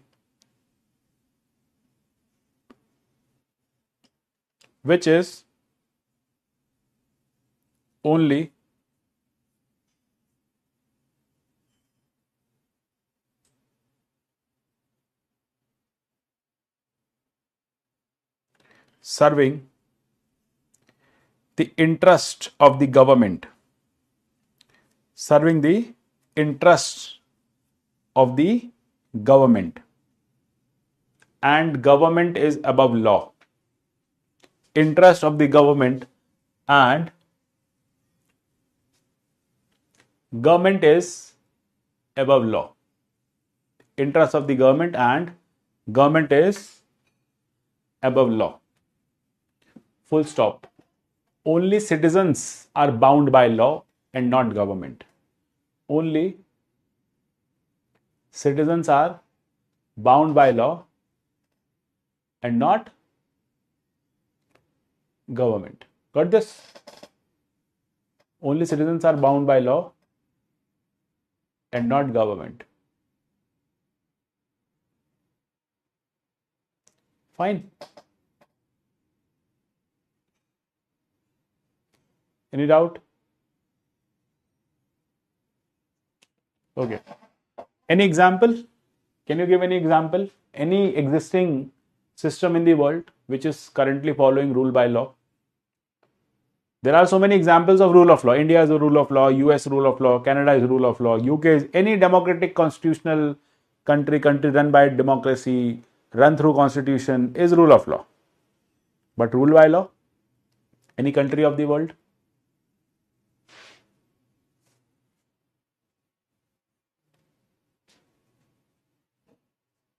North Korea, yes. In North Korea, there are prescribed haircuts. There are 28 or 24 kinds of haircuts which are allowed. You cannot have haircut other than that. And you cannot have the haircut which Kim Jong is having. You cannot have his style of haircut. Ruled by law. Okay. Law is only ruled by law. Taliban. North Korea, Taliban.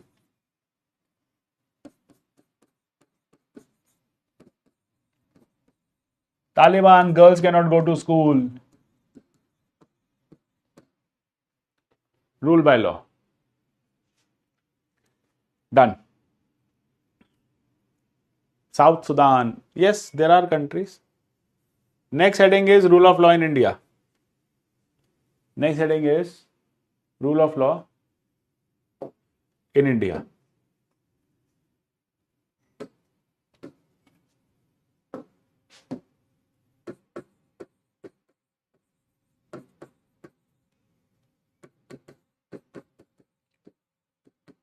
This question can be asked, has been asked, will be asked, might be asked, all probabilities in mains examination. They can also ask in the prelims as well.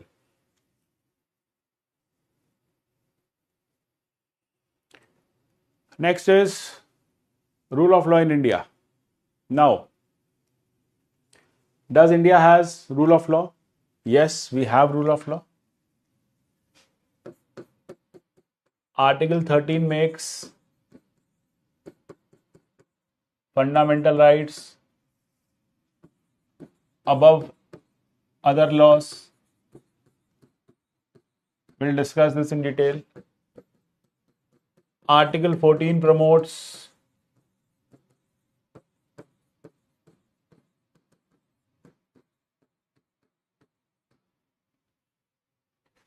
equality before law.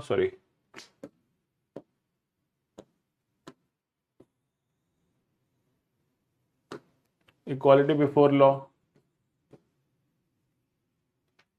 Now, what are these articles? We'll discuss. Don't worry. What is Article 13? What is Article 14? We'll be discussing in detail just in next few classes. Article 21, as per procedure established by law. Whatever law says, established by law. So, India follows rule of law. If they'll ask you in prelims, which of the following articles of the Constitution tells us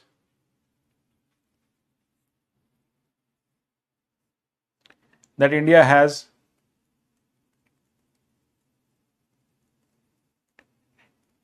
rule of law?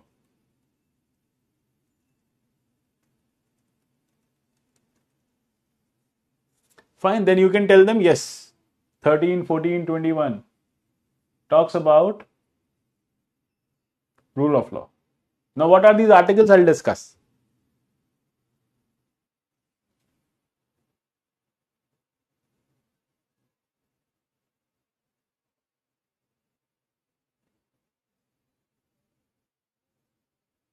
Why they are called articles, I'll discuss them as well. Written?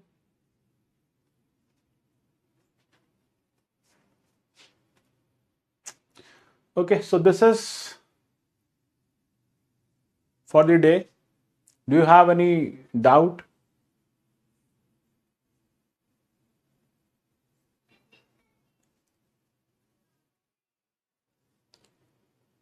Do you have any doubt?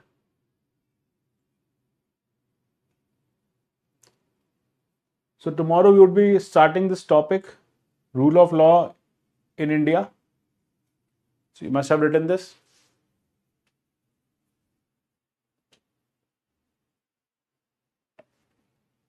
Next heading is, do one thing, draw this. Next heading is exceptions to the rule of law.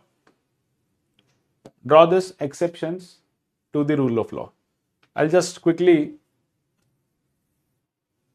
make you write this so that I can take up the doubts and tomorrow we can continue from here.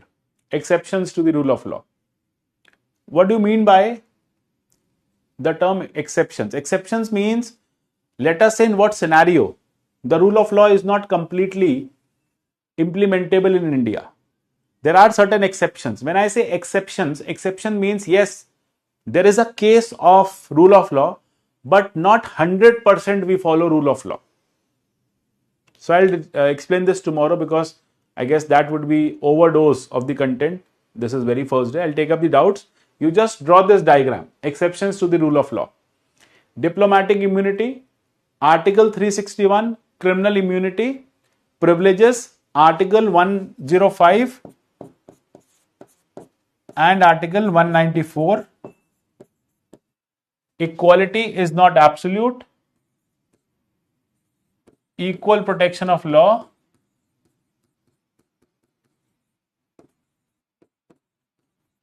Affirmative action, Article number 15, Article number 16. I'll discuss all these terms in great detail. In very detail, I'll be discussing this tomorrow. So don't panic.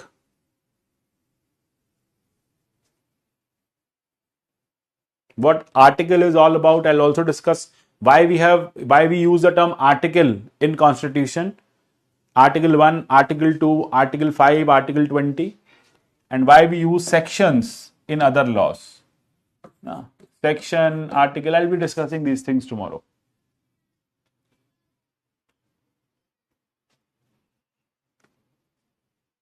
Done with this?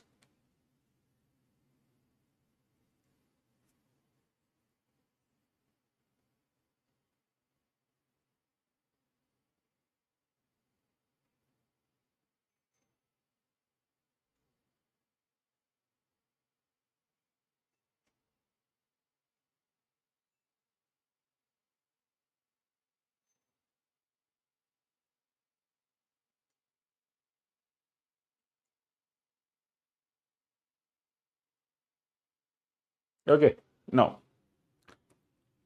I'll discuss this flowchart tomorrow. Now, doubts. What is rule of law? Rule of law means where law is supreme. What is supreme? Law is supreme. What is supreme? Constitution is supreme. Nothing can be above law is rule of law. Nothing above Constitution. No minister, no PM, no president can be above Constitution. Rule of law. Rule of law is usually in the democratic societies.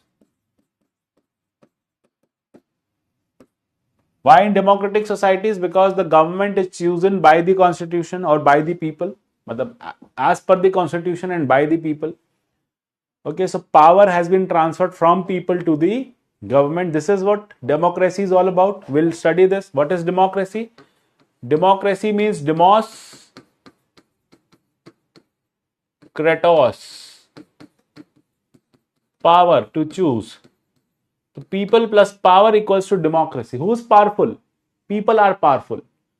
Now we the people have given all our power to the Constitution. We were powerful. God has given birth to us. Now together we have created this Constitution.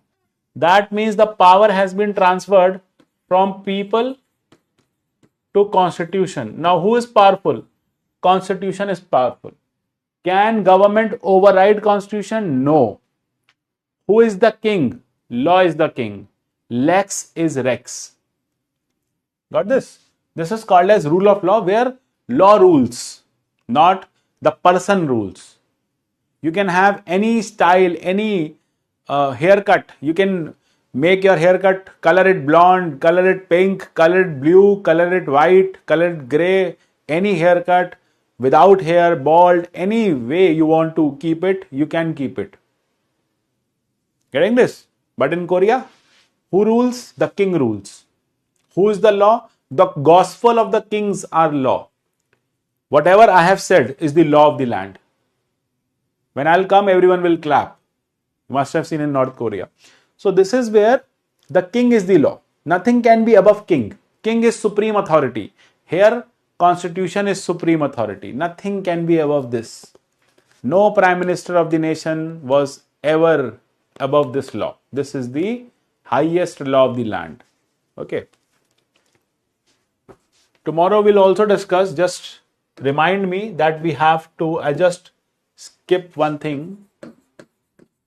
Tomorrow we have to discuss the concept of grand norm. That is given at a later stage in the book.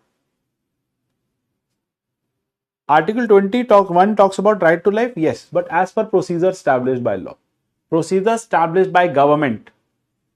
Why I wrote 21? Sorry, not 2021. It is procedure as per procedure established by law, not by government. They must have wrote not by state. State here means government. I'm using the word state again and again and again. For our next almost 15-16 classes, state means government. State means government. I'll discuss this in the next class. Why? State doesn't mean UP, Bihar, Jharkhand, etc. Whenever I say state, it means government. So procedure established by law, not procedure established by government. Clear?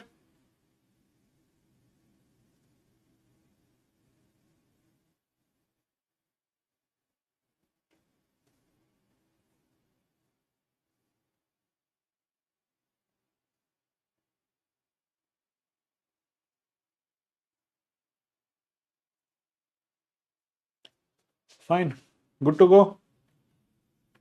So we'll meet tomorrow, same time. Those who are watching on YT, class would run on YT as well. Those who are watching on obviously those who are in the batch, class will run parallelly in the batch as well. Guidance regarding PSIR. Yes, what guidance you need? From the booklet, I don't think anything has to be done from the booklet. What you can do is you can just go through these words which I have, or what you can do is you can just go through the NCERT chapter 1. Do one thing, yes. I guess you people have time in hand, you should utilize it. You can go through this chapter. Chapter number 1, class 11th, Indian Constitution at Work. If you don't have this, it is readily available in PDF. What you can do is you can go to the NCERT website. I'll just tell you how to download this.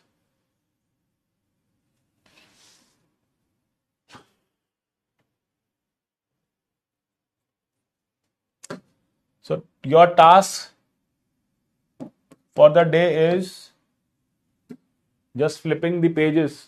I guess most of you are going for exam in 26, 27. I guess PDF would be available in the portal section. That is just a downloadable file, the way you download the PDFs. Select class 11th, political science, Indian Constitution at Work. NCERT website, on the first page itself, class 11th, political science, Indian Constitution at Work. If you don't have this, you can download it from here. Indian Constitution at Work, chapter 1st. Okay. Seems very long chapter. It is very, page number 1, page number 2, page number 3, though everything we have discussed. Page number 4.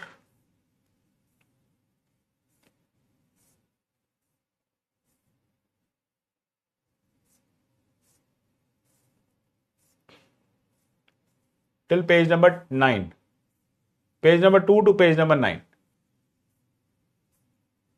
I guess that would be more than enough. Okay. So this is what you have to do. Page number 4 to page number 9, it will hardly take 1 or 2 hours.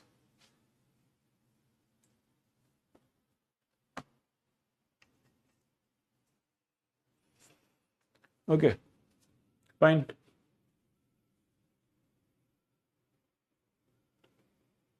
So most of you are from the for the 2026 attempt. but nevertheless,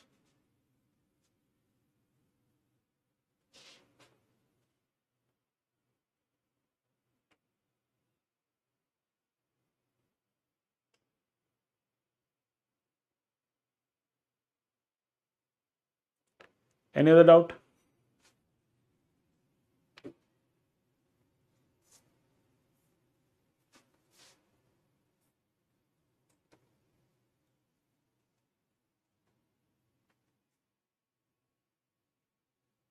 What do we mean by due procedure? What do you mean by due procedure of law?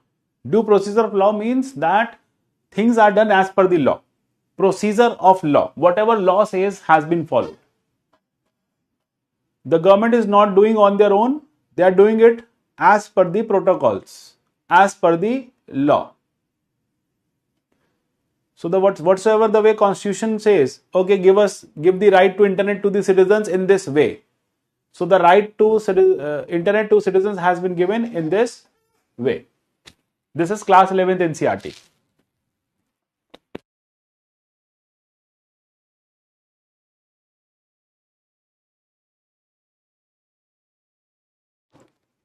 Okay.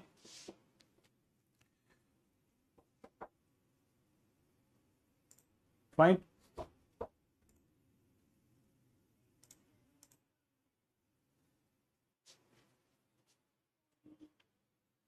UPSC wala module of politics, yes, it's enough. Class 11th NCERT, Indian Constitution at work. Okay.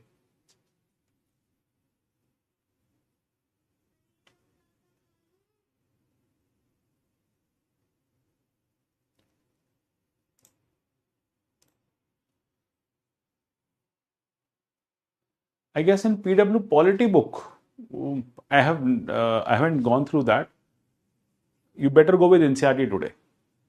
No need to go with that book. I'll see what does that book consist of. But first, you can go with the.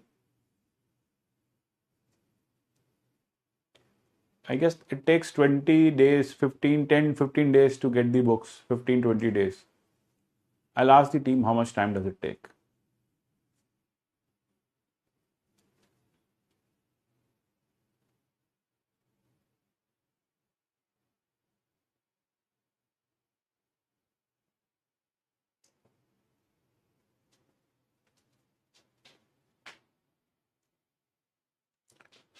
Done for the day. See you tomorrow at 5. Prelims and mains perspective. Look, one more thing. The preparation for prelims and mains cannot be done in a separated manner. From this very content, there can be a question for prelims. From this very content, there can be a question for mains as well. So it depends upon, or what you need to do is you have to go through this content in a very detailed manner. There can be a question in prelims, which of the following promotes rule of law? There can be a question in mains, what is rule of law? In which part of the constitution, or how does Indian constitution adhere to this concept? So we cannot do this in a separated manner that for prelims we have to do this and for mains we have to do that. From that very content, from these very notes, a question for prelims and a question for mains will come.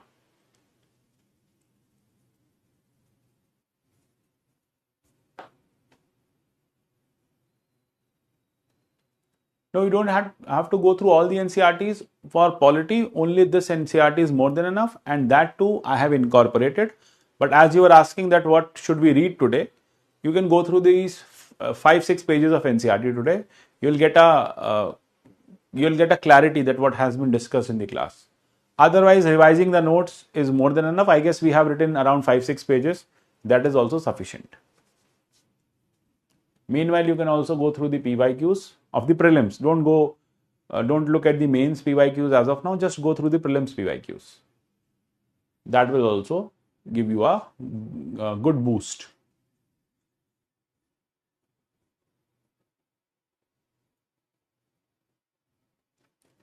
Any other doubt? Done for the day. So bye everyone. So it was a great class, and we'll meet again tomorrow, both on YouTube as well as in the batch. So classes would run parallelly on YouTube and batch for another 2 days, that is Tuesday and Wednesday. So in case if you want to enroll in the batch, you can enroll after Wednesday or up till Wednesday. Take care everyone. Good night.